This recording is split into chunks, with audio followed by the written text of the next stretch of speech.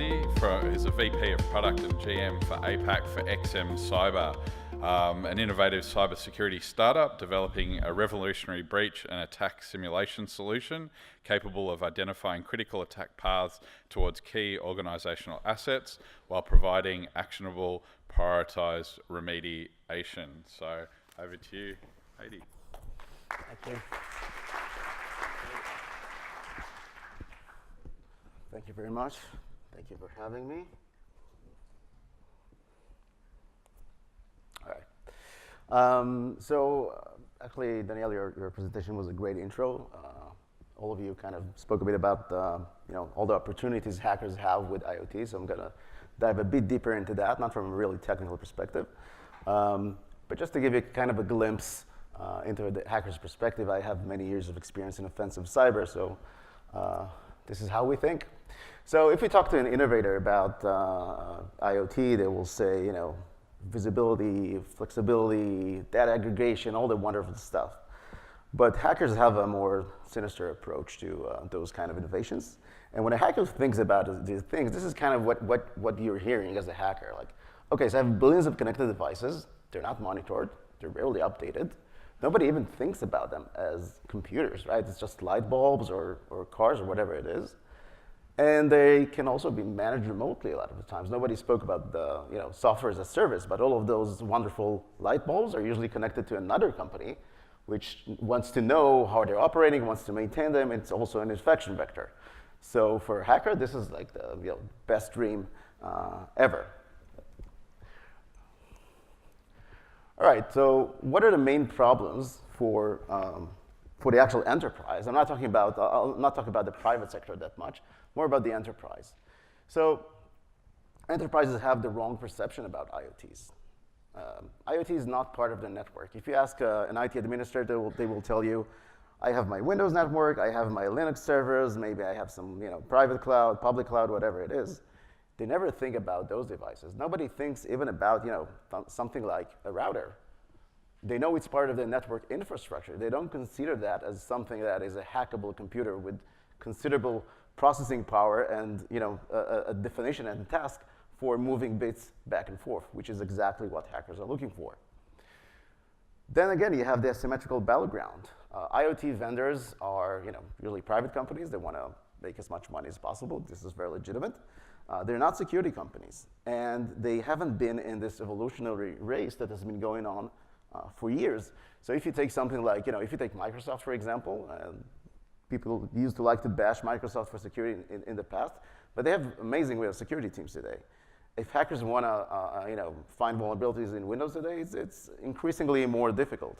But in a completely new product that's out in the market that has time to market, that's as easy as a default admin password or simple vulnerabilities.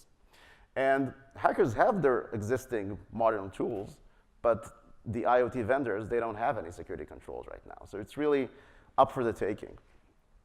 So essentially, if you're an advanced enterprise, you have all those IT devices deployed in your network, essentially you have a shadow network within your network. And it's not about what I or a hacker can do to those devices. Again, going back to the light bulb example, you can turn it on and off, but there's so much more you can do. It's a computer within the enterprise's network. That's the real opportunity in my mind with those kind of devices. So let's take a short walk to the dark side. So this is the trivial example, the external denial of service. Danielle already spoke about this, the Mirai botnet. This is the classic. This is what everybody thinks about when they're thinking about IoT security. I'm going to skim through because we have discussed this already. Also, you've seen this before. Some other more interesting examples in my mind.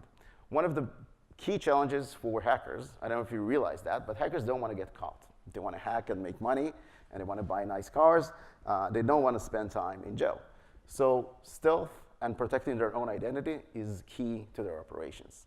Now, this is RouteX is a malware from about a month ago, or even less, I think, in which a certain hacker used a vulnerability in Netgear routers to not only try and do what's called credential stuffing, never mind about that, but he tried to cover his identity by jumping from router to router to router before actually trying to attack the target. It's very, very hard to backtrace someone if he's using malware on home or network or enterprise routers. Now, probably you heard about the problem hackers have with gaining the initial foot in the door. It's not that much of a problem, unfortunately, but IoTs present a huge opportunity in that sense as well. So again, when you think about an IP camera, for example, so people show you cool examples, how they hack into the camera with the default admin password or something like that, and then they show you images from that camera. That's really, really cool. But the cooler thing about it, or the bad thing about it, is that this camera is a computer within your network. I have a foot in the door. I'm in the enterprise, and from that point on, I can move to the really interesting assets, which are the computers in your domain, your servers, your data, everything. Hackers are not necessarily interested in the data generated by the devices, but they're interested in the devices as unmanaged, unsecure, unmonitored devices which have a leg, so to speak, technically in your network. So IP cameras, industrial control systems, HVAC. Like, who thinks about HVAC as a way to get into a company, right? But I had this meeting with a company, and they told me about their process with HVAC, and apparently the maintenance guy has this software, and he logs into the HVAC systems from home, all right? So if you have control of his computer, you can get to those systems, and those systems are actually in the network operating system center of the entire enterprise. So if you have access to those, essentially from there you can get to the entire network of the enterprise. Nobody thinks about those things except for hackers. Now, in the enterprise itself, and there's not enough time to talk about all the things you could do, but here are some of the advantages hackers have with those kind of devices while they're already inside the enterprise. So first thing is persistence. Endpoint protection products are pretty advanced today. It's hard to maintain persistence on Windows machines, on Linux machines. Well, it's harder. It's not hard, but it's harder today. But keeping this persistence on a router, trivial. Nobody looks for that. Have you ever heard about endpoint protection for a router? Doesn't exist, right? Nobody can find it. Nobody's looking for that. This is a huge advantage for hackers. Command and control. Tons of tools. If you look for security controls, you'll find tons of tools looking for the way bits are moving in your organization, right? Like they will look for weird IP addresses and all kinds of anomalies in the network. But is anybody looking at the kind of the bits that are moving between your cameras? Does anybody care about that? No. Again, huge advantage for IoT. No monitoring, no security awareness at all about those kind of things. Lateral movement. If I have, again, I'm taking always the example of the camera, but if I have, some kind of presence in your network on a network-enabled device, and I can talk to other computers, it means it also opens the door to all the existing man-in-the-middle attacks. I can try to fake who I am, try to answer to other computers and say, yes, I am your proxy, please talk to me, I'll do everything for you. All these kinds of attacks, very possible with IoT. Yielding. This is the part where we actually use the IoT device. Again, cameras, or most famously recently, I don't know if you heard about the WikiLeaks, the Vault 7 leaks, where the CIA combined forces with the UK to provide implants for Samsung smart TVs. Why? Well, first of all, because they can. And second, because these TVs can record audio. They have a microphone. So you can use IoT device to yield data directly from that. It could be audio, video, it could be all kinds of interesting data.